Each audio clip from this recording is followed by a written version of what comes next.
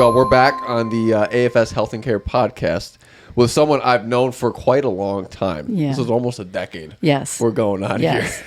So I have Cyndi, who's been with us for a long time. Mm-hmm. We're like almost a decade. Yes. And Cyndi has a pretty encouraging and incredible story from when her and I first met when I was just a young little boy. And then, and then COVID came and everybody kind of got dispersed. And then I think the last couple of years that you've been back, I just feel like there's been this different relationship with health and wellness. Yeah, definitely. Right? Yeah. So I want to get people to start like a little history on you, on how you originally engaged with us here at AFS, and maybe talk about how your journey has evolved. Yeah, since definitely. That day. So originally, when I first came in, you had just graduated from Eastern. Oh my God. Yeah. That's crazy. I called, and what was his name? Corbin? Corbin. Corbin. I met with Corbin. Shout out to Corbin. Yeah, Yeah. he's great. And then he's like, I got the trainer for you. Mm-hmm. And then I met you. Yeah. Amazing. Yeah. Great relationship. Felt at ease with you right away. You were always amazing. And that went on for a while. And I had I was going to say CrossFit. I was here for a few years, and then I went into CrossFit. That's right. Yep, for about 3 years. Mm-hmm. And then I was really getting injured in CrossFit. Mm-hmm. Anyway, for me, it just didn't work out. Things with my neck and my lower back and things. So I took a break from that, and then was trying to do my own thing and just figure it out. And then COVID hit. And that was difficult because around the time COVID hit was when I really wanted to get back. But anyway, worked out in my basement, what everyone was doing. You guys totally redid your basement, right? Yeah. We finished our basement. It's like a full gym down there. We have a gym down there. Mm-hmm. Yeah. So I have a tread and a bike. So I was doing my own thing. My nutrition wasn't on point, though. Mm-hmm. As good as I thought it was. Yeah. So anyway, I think it was like 21 or 22 maybe. That's when I contacted you. And I was like, I don't want to do this on my own anymore. I need some guidance. And that's when I kind of came back. And last year I was working, but I was in a very bad, let me say, toxic culture at work. Yeah. And I just decided no more. It was putting too much stress on me, wasn't sleeping well, the whole thing. So it was, I had a lot of responsibility. So anyway, I stopped doing that. I went to part-time, and then I just stopped working. I took a break. I also had some very bad neck issues at that time, very bad neck issues. So I had gone through physical therapy.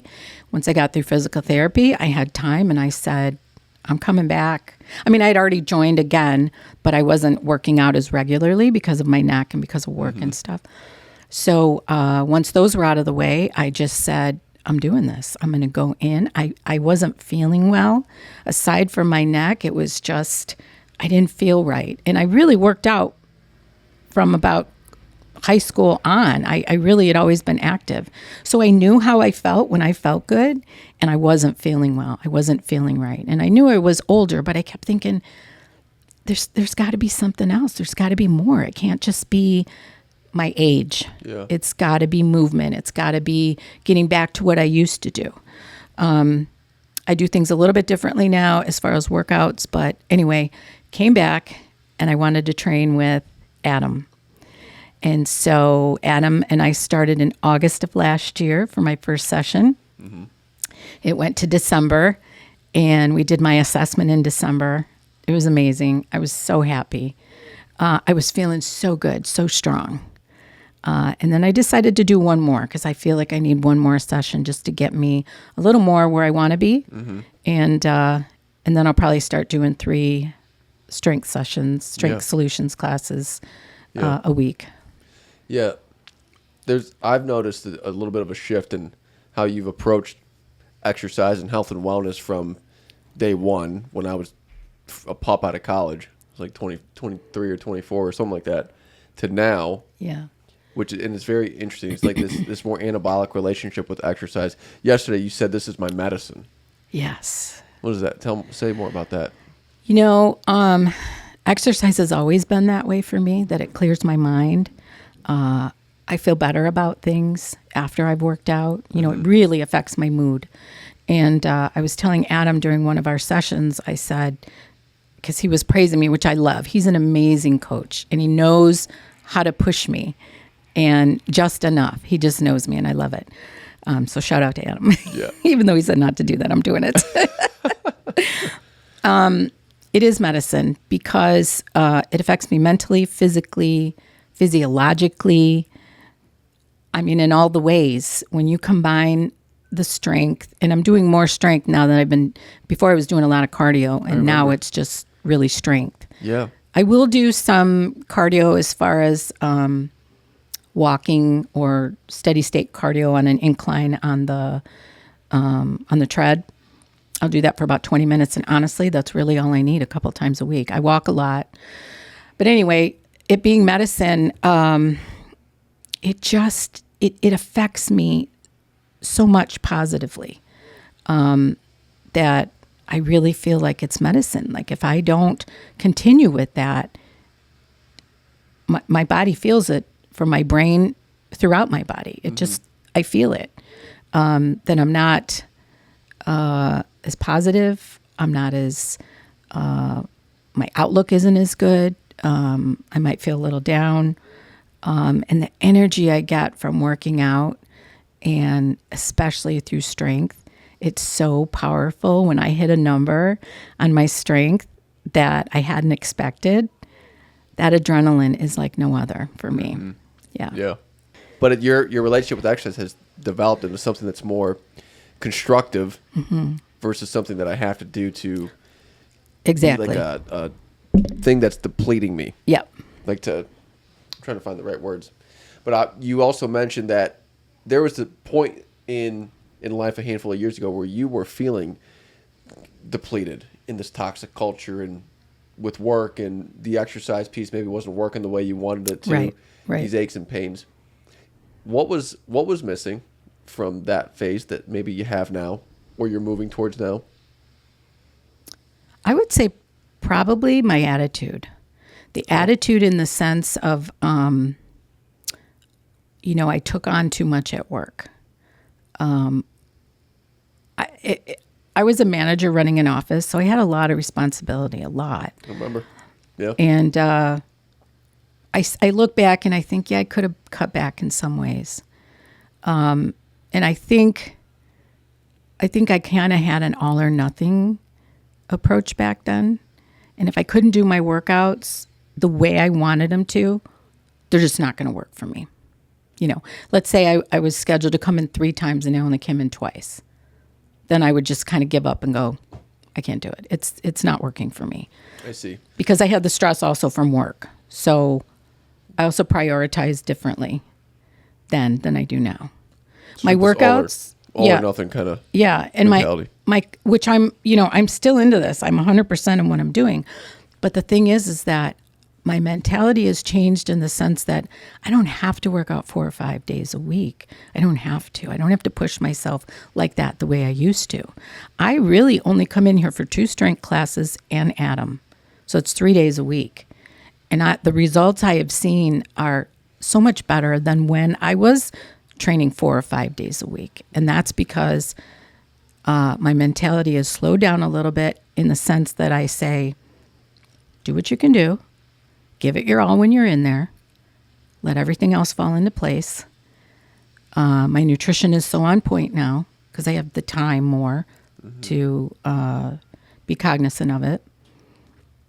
So I would say it's my mental attitude toward working out. And now when I come in here, it's not even, like you said, it's not that I have to do it. It's part of my routine. It's part of my schedule. Even if I've got something coming up like a vacation or something, I'm already thinking, how can I switch my workout? Where can I put it in? Yeah. I'm not going to give it up. Yeah. I'm not going to not do that class. So I come in here as an automatic now. It's just part of my routine. I love that. Yeah. You said you're noticing a lot more results than previously. What are you noticing? My body composition has just changed quite a bit. Yeah. Yeah, I mean, I've seen the change from my vantage point, but I don't see all the data, objective data that you and Adam go through. Yeah. Well, when we did my assessment last month. Yeah. Last month, I lost 4 pounds of fat and gained 3 pounds of muscle. And my strength numbers had increased so much. So, and from my standpoint, I'm kind of thinking, well, that's not really a lot. 4 pounds of fat, 3 pounds of muscle. But as Adam explained to me, like that's almost a 1-for-1. 1 pound of fat and gaining 1 pound of muscle. Yeah. It's hard to do both, actually. Mm-hmm. Like to see changes in muscle tissue and lose body fat. Like typically for most people, it's one or the other. Yeah. Unless you're kind of like, you're changing things or you're really dialed in. So the fact that you had an increase in lean mass and a decrease in fat mass at the same time, wow, it's wild. Yeah. It's hard. Yeah. It's hard to do. And my strength numbers just went crazy. They went up. Yeah. So it's been exciting. It's been really exciting. And I just don't think about it. I just do it. Yeah.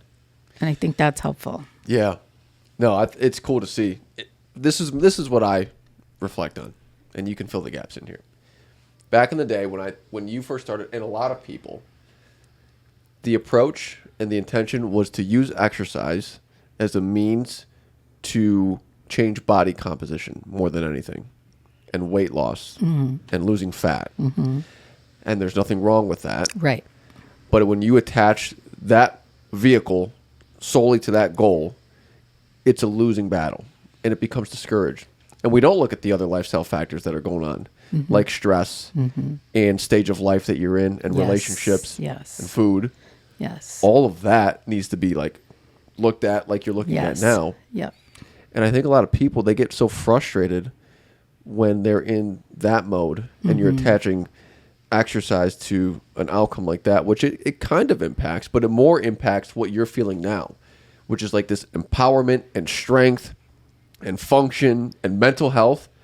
Like exercise arguably has as much change on mental health as it does on physical health, and more immediately. Yeah, I like believe after that. yesterday. Yeah. You know what I'm saying? Yeah, I believe it. Like you immediately felt it after you did the I did. hex bar. I did hex bar deadlift, 195 pounds for 8 reps after doing 165 for 2 sets, 8 reps.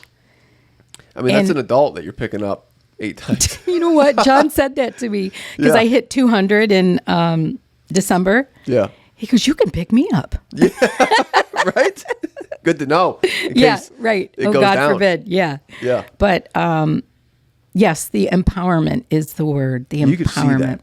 Like that's the thing that I feel like is most palpable in the air. Yeah. With the change that you've had with Adam.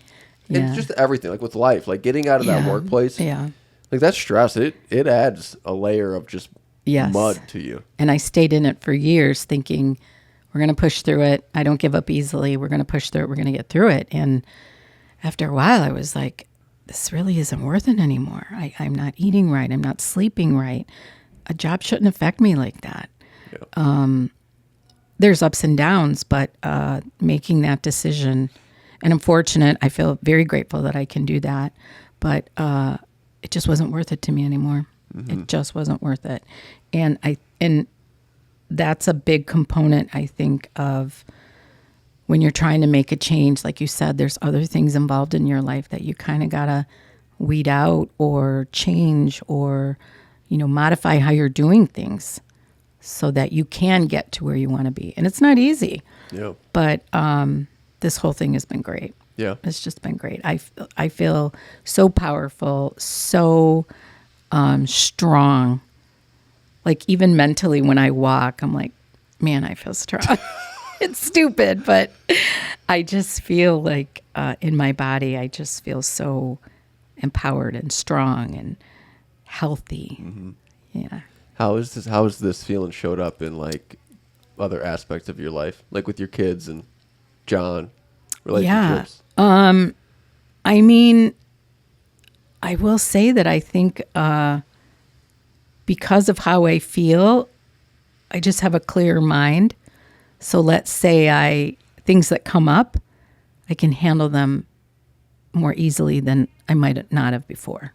Emotions would come in, stronger emotions. And now I'm able to step back and say, wait a minute, let's look at this.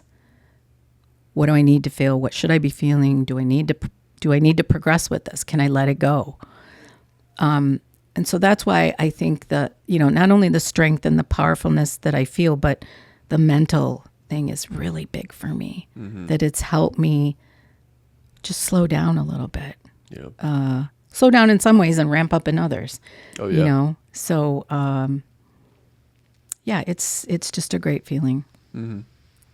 Yeah, I think a lot of people do struggle with the rumination of all the problems that life throws at us. Yes. Like, it's just inevitable. It's just a matter of how you are able to manage those things. Yep. And exercise and movement and, like, doing things that are constructive certainly help stabilize those squirrels throwing nuts around in your head. Yes. Right? I listened to Mel Robbins. Oh, love. Her podcast. My wife loves. Oh, she's amazing. Yeah. And she recently had one that was called the Let Them Theory. Yeah. Did you know about that? Yep. Ashley introduced me to this. That was powerful. And things even recently that have come up. I'm like, do I need to get so involved in this? Do I have to say something? Do I need to have my opinion in there? Do I need it to let it affect me? Yeah. Just let them do what they need to do for them to figure it out. And because I'll take stuff on, that's one of the things, Mm-hmm.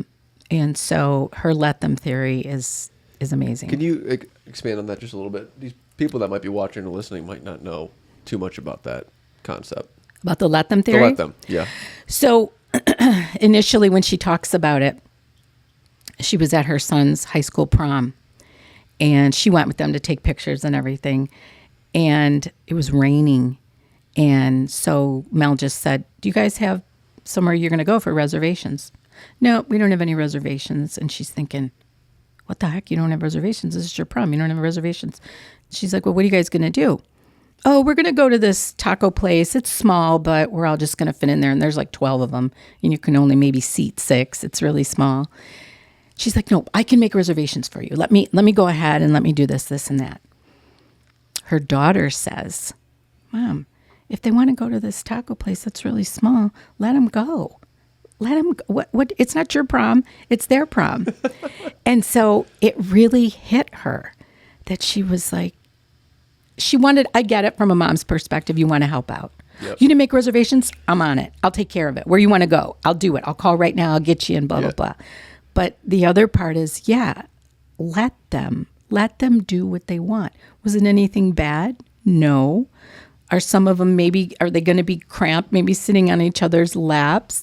Probably, but that's their memory. That's their thing that they want to do. And so I'm trying to apply that to a lot of things in my life. Is it something that I need to get involved in? Is it something that I need to get upset over?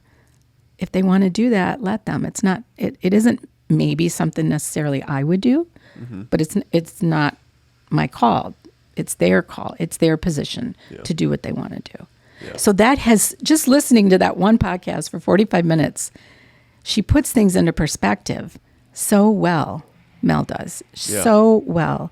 And so that's just stuck with me, and it's helped me to be able to just stand back and go, okay. Whereas before I might not have done that. Yeah. I would be like, Mel, let me do this for you. Oh, I know a friend. I know somebody. Right? I can make that work for you. Yeah. Not necessarily because I'm trying to be pushy, but I want to help someone. You know, if there's a need, I want to help them. Yeah. But I can see how it's better for both parties to not always do that. Big time. You know? Yeah. I feel like it kind of releases people. I think the theory is incredible. I love it. And I struggle with that all the time because I very much want people to be happy. I want to please them, whoever you are. Yeah. You know? Yeah. But I think it unloads the responsibility of other people's decisions or feelings from the person. Yes. Whether it's good, positive, or negative. Mm-hmm. You know, it's like you cannot control other people's actions or thoughts or judgments. Right. And as soon as that becomes accepted, and you acknowledge that is not my responsibility. Mm-hmm. It is freeing. And it's open space up in your psyche. That's exactly what it is that it's I felt like there was so much I was holding in here inside my head.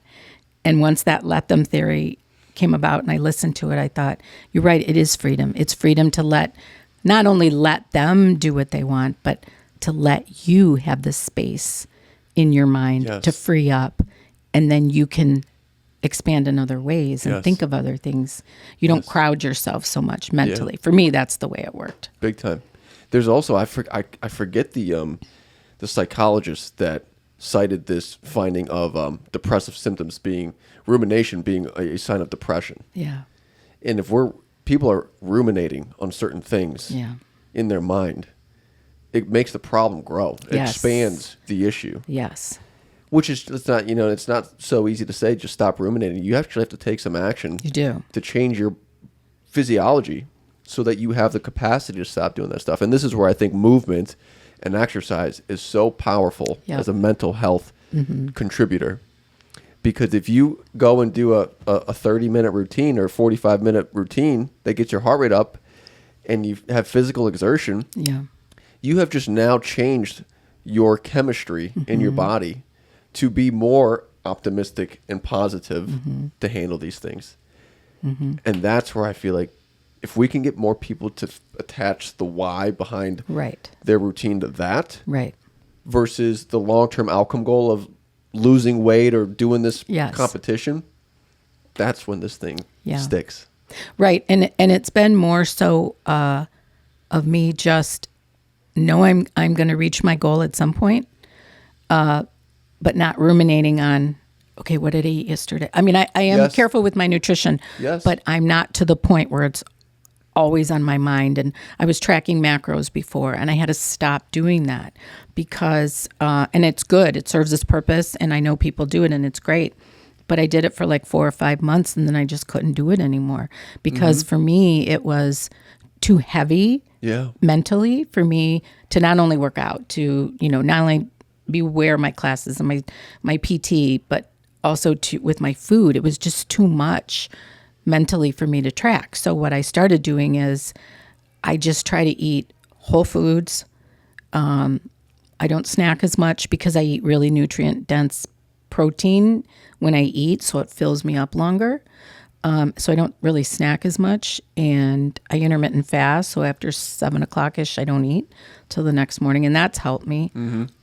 Just to give if nothing else, to give your digestive system a break.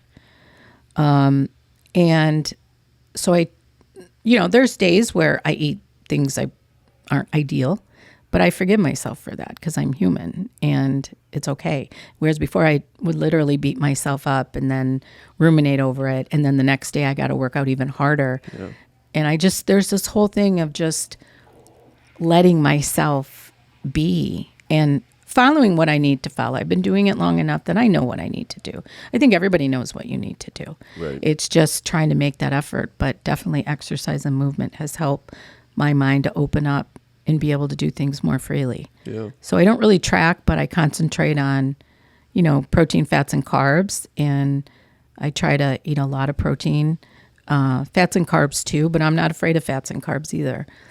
But my carbs come from, brown rice and good carbs, not chips and things. I cut out a lot of processed food because honestly, after a while, I don't feel well when I do eat them. Mm-hmm. But anyway, that's been a big thing is I've been able to free up some space in my brain. Yeah. Was it that podcast that was a light switch there? Was there something else that took you from this place of ruminating over my just life, but this like health, like, I didn't track well yesterday, and I'm like, what was the thing that got you out of that state to where you are now?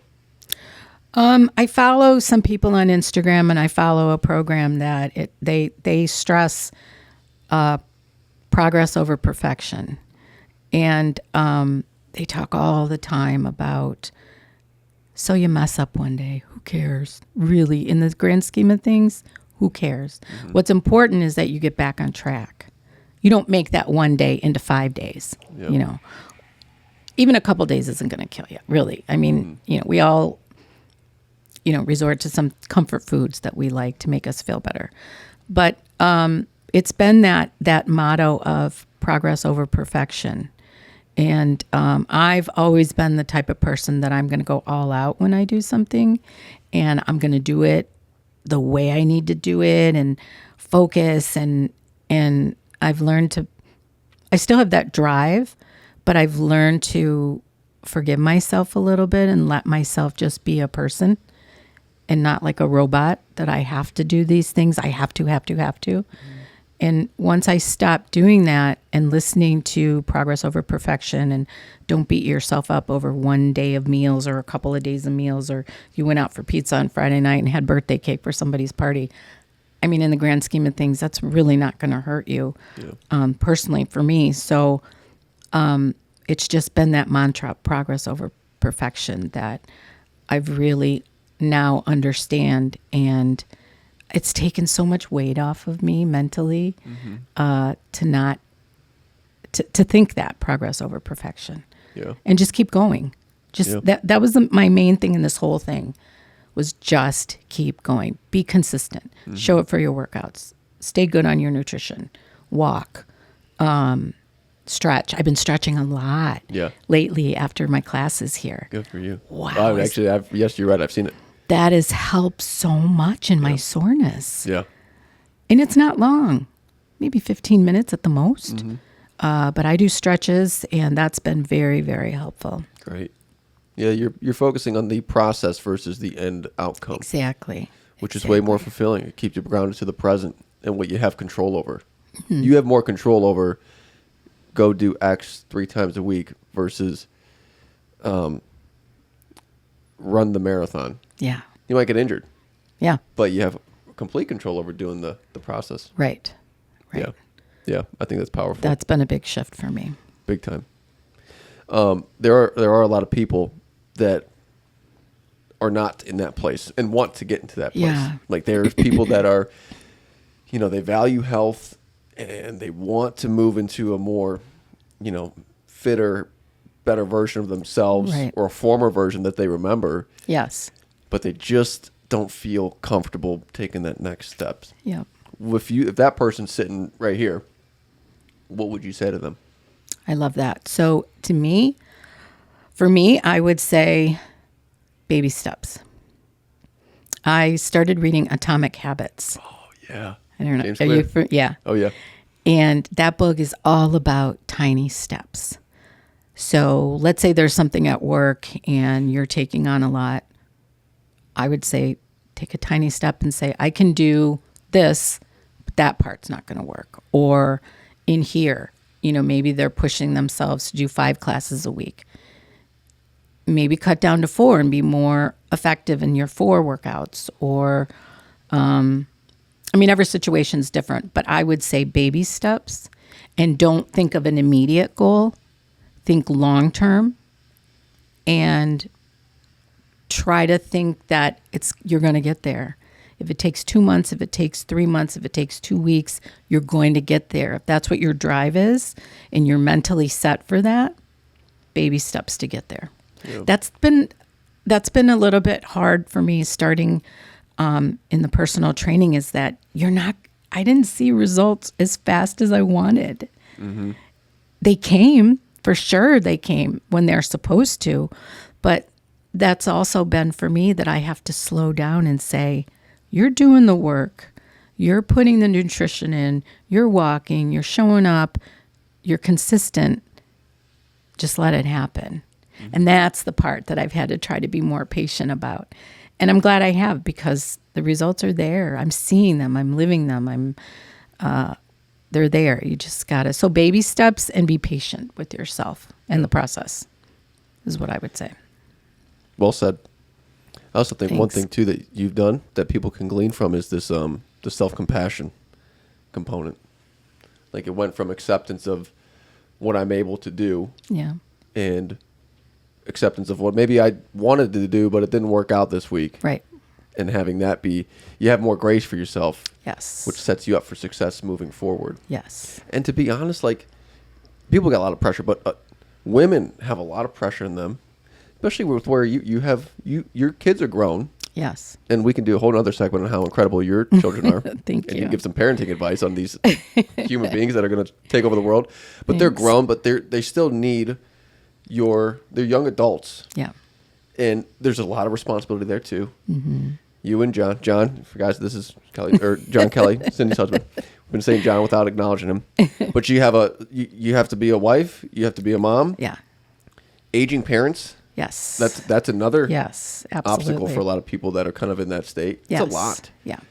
So having grace for yourself when things don't go the way you want them to every day or week, Yes. it just pushes oxygen into the process. Yeah. I think you're so right.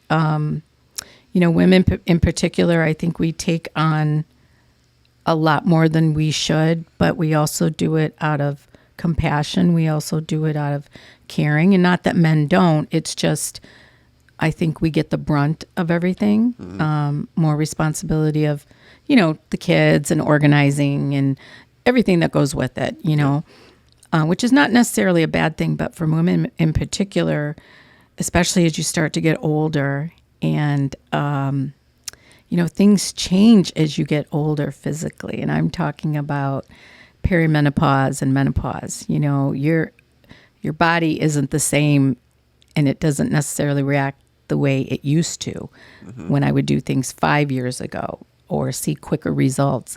It just doesn't do that. So there's a physiological change that we have to accept and learn how to get through. But when I was younger, so we're talking even 10 years ago when kids were still at home, John was traveling a lot and I was working part-time and then full-time. It's a lot to juggle. Big time. When I worked part-time, I would get the kids off to school and I would work out. Luckily, I started I think it was 10 or 11. So I would work out early, take my shower there, and then go to work. Yeah. So there were times where I did fit it in, but then there were other times I couldn't just because maybe I'm exhausted. Right. Yeah. Just exhausted. Sometimes rest trumps Yes, going. Exactly. Yeah. So, and that was hard for me because I always felt like I wasn't, that's my part. That's me. That's what I want to do. And I've got all these other responsibilities and it's frustrating that they're in my way that won't allow me to do what I want to do. Right. And moms get put on the back burner just to Big take time. care of other people. But it's hard, but, the kids grow and you'll find a way. I found my way to make it work. Sometimes you got to get a babysitter or drop them off at the neighbors or the grandmas or whatever. And Call on your tribe. yeah, exactly. And say, I need to do this for me and I'm going to do it. Yeah. So there's a lot for women. And I think that, I think it could be a whole podcast on just women and what they need to do to get through things. Totally. It's difficult. It's Yeah. difficult. And the thing too is it hits you in different spots of your life, different areas of your life, different ages, different stages, your kids' different ages, their stages. Yeah. You're dealing with their stages when you're dealing with your own stages. So it's a lot. Totally. Yeah. Yeah. This is not a husband brag on my end, but this is the reality that I'm living in right now. My wife. So we have a 2-year-old. Yeah. And Ashley has sacrificed so much of her own self. Yeah. She was a person that would exercise and do self-care 6-7 days a week. Yep. And she's not been able to get back into that like she wanted to since Gracie's been born. Yeah. But we figured out a way to get her back in here Awesome. a couple of days a week. Where she Good. comes in, she'll exercise. Yeah. And then she'll drop Gracie off in my office for an hour and we'll hang out. So it's a Nice. win all around. Yeah. Like, I got an hour with my daughter and it's a blast. Right. But the point of this is she's a way better mom and human when she's taking care of herself. Definitely. And that leaks into into our family, into her relationships, into what we do here. Yes. And that's the thing that's like you got to be supportive. Your people have to be supportive Yes. of what you're trying to do for the greater good. Like the That's- fact that she's taking care of herself is great for her. Yes. But it is also great for Gracie. You get the benefit. And it's great Everyone for me. around her. Yeah. 100%. Yeah. You get the 100%. benefit. And that's what's so awesome. And again, small steps, if that's, if a mom is in a situation where she, is struggling to get to the gym, small steps, just, figure out how you can get it to work in 1 hour. Right. And then you like that. And then you'll find a way to make it 2 hours, because it is amazing how that feeling, and I can say this from personal experience, moms don't get enough time for themselves. And then when they do, you feel like a brand new person, and everyone in your home notices it. Right. Everybody's happy about it. Right. When mom's happy, everybody's happy. Big time.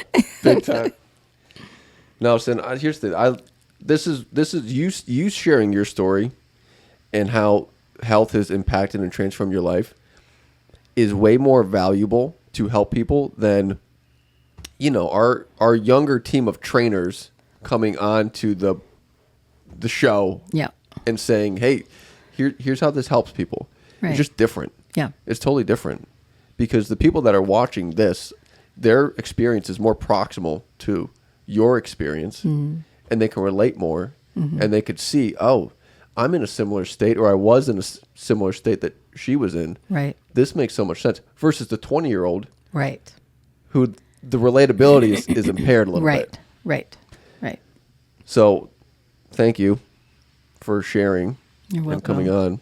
Thank you for doing this. I think I'm so honored to do this, and I think you're calling attention to issues that aren't spoken about very often, I think. Not in the open anyway.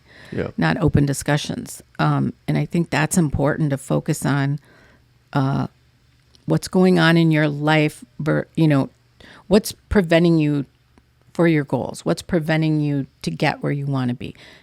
And not just, yes, definitely working out in this scenario, but it could be other scenarios too. And that's why I love Mel Robbins so much. She just breaks it down. Yeah. And she says, who cares? Why are we getting so uptight over this? And just get yourself to the next step. Who cares about everything else? Not you're going to let everything else go. But what I mean by that is take your steps to help get you there. So I think this is amazing what you're doing. No, thank you. Absolute pleasure on my end. This is what it's all about. This is about pouring real stories into the world that can help just shift people or make them think a little differently, take a little more action on their health. Definitely. Yeah. And that's our show for today. Thank you so much for sticking around, watching, learning. If you extracted some value, please share this with your friends and family. You can also click the subscribe link. I believe if you're on the Spotifys and Apples and you're listening to this, there's a subscribe link at the bottom of the episode. If you're watching on YouTube, bottom right of this video, you can click subscribe to stay up to date on the latest episodes. Thank you again for joining us on this episode. And with that being said, be well, stay connected, and take care of your health.